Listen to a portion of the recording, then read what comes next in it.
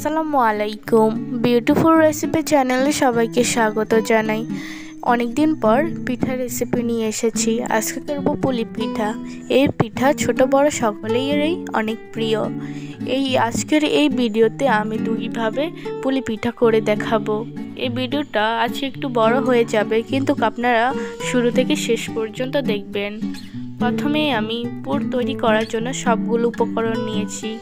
প্রথমে নিলাম কোরানো নারকেল, আপনারা পরিমাণ মতো নিতে পারেন। তারপরে নিলাম 1 কাপ পরিমাণে চিনি। তারপরে নিলাম ঘি, আপনারা তেলও দিতে পারেন। তারপরে নিলাম লবণ। তারপর তরল দুধ 1 কাপ নিয়েছি। আর এতে সবগুলো মশলা এলাচ, লং, দারচিনি, তেজপাতা ইত্যাদি। তারপর আমি পুরগুলো তৈরি করার জন্য চুলায় একটি কড়াই বসিয়ে দিয়ে ঘি দিয়ে দিলাম। ঘিটা গলে গেলেই এতে দিয়ে দিব নারকেল, তারপরে দিব চিনি। এগুলোকে এখন আমি ভালোভাবে মিশিয়ে নিব। আপনারা সবগুলো উপকরণ পরিমাণ মতো দিতে পারেন। ভালোভাবে মিশানো হয়ে গেলে এতে দিয়ে দিলাম লবণ। তারপর দিলাম লং, এলাচ, তেজপাতা।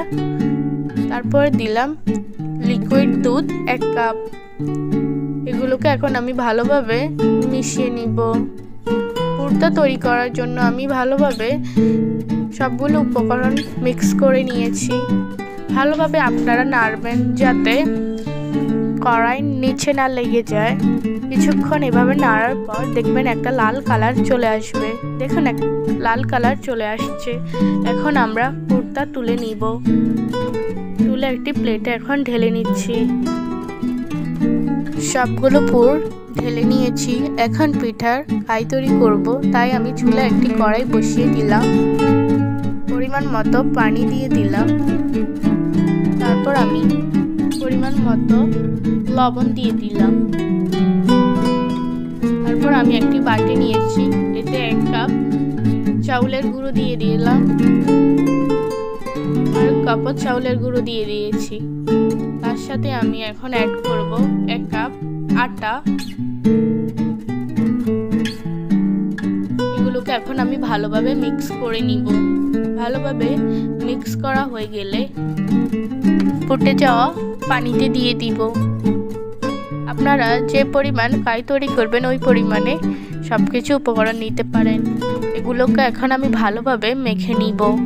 আপনারা ভালোভাবে মাখবেন, একটু পরিমাণের জন্য রেস্ট নেবেন না। আপনারা ভালোভাবে মাখতেই থাকবেন, না হলে কাইটা ভালো হবে না।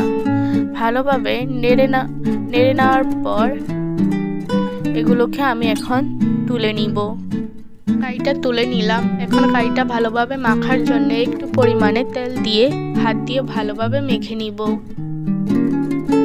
ভালোভাবে মেখে নিয়েছি। দেখুন কি সুন্দর কাই হয়েছে। এখন আমি পিঠাগুলো তৈরি করব।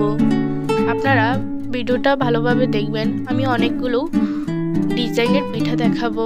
প্রথমে আমি একটা রুটি তৈরি করেছি।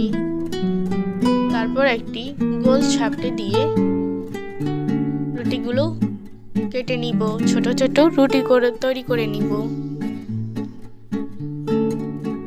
দেখুন আমি এই সাইজের একটি রুটি তৈরি করেছি। আপনারা এর থেকে বড় ছাপটি থাকলে ওগুলো দিয়ে তৈরি করতে পারেন।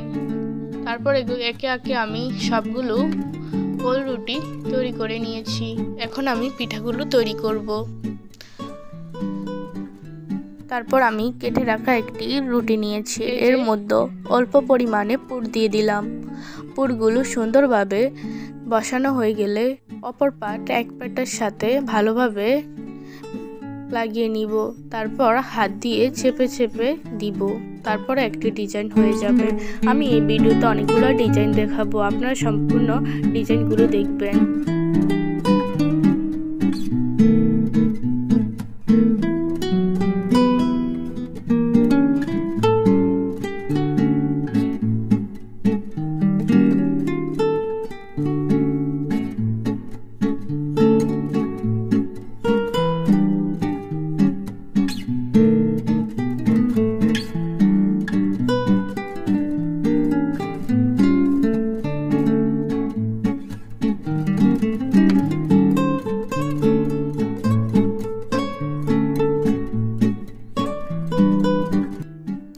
আমি এখানে প্রায় 5 থেকে 6 রকমের ডিজাইন দেখিয়েছি পুলি পিঠার। আপনারা অবশ্যই বাসায় এই সবগুলো ডিজাইন ট্রাই করবেন। একে একে আমার সবগুলো পিঠা তৈরি করা হয়ে যাচ্ছে।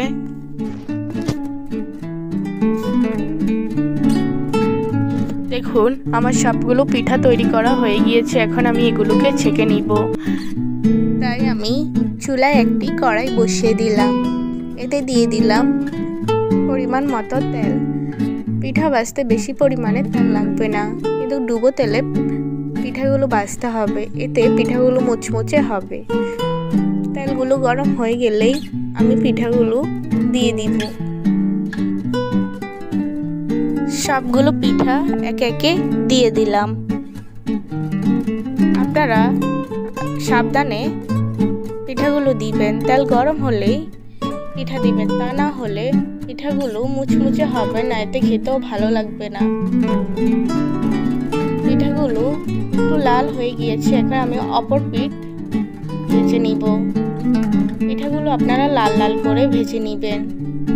এর থেকে বেশি ভাজা হলে পিঠাগুলো খেতেও ভালো লাগবে না, দেখতেও ভালো লাগবে না। এখন আমি পিঠাগুলো তুলে নিচ্ছি। তারপর আমি অন্য নিয়মে আরেকটা পিঠা তৈরি করব। এতে আমি চুলায় তাওয়া বসিয়ে দিলাম। তাওয়াটা গরম হয়ে গেলেই একে একে পিঠাগুলো দিয়ে দিলাম। সবগুলো পিঠা দিয়ে দেওয়া হয়েছে। এখন আমি পিঠাগুলো ছেঁকে নিব।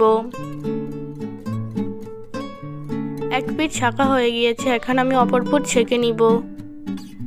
দুই পিঠে আপনারা ভালোভাবে ছেঁকে নিবেন যাতে পোড়া না লেগে যায়। এখন ছেঁকে নিয়েছি, এখন তুলে নিব। এখন আমরা পিঠাগুলোকে পরিবেশন করব। দেখুন কি সুন্দর কালার চলে আসছে, দেখতেও খুব লোভনীয়।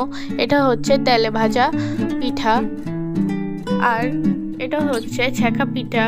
আপনাদের যদি রেসিপিটা ভালো লাগে অবশ্যই চ্যানেলটা সাবস্ক্রাইব করে পাশে থাকবেন, আর ভিডিওটা লাইক কমেন্ট শেয়ার করবেন। আল্লাহ হাফেজ, সবাই ভালো থাকবেন।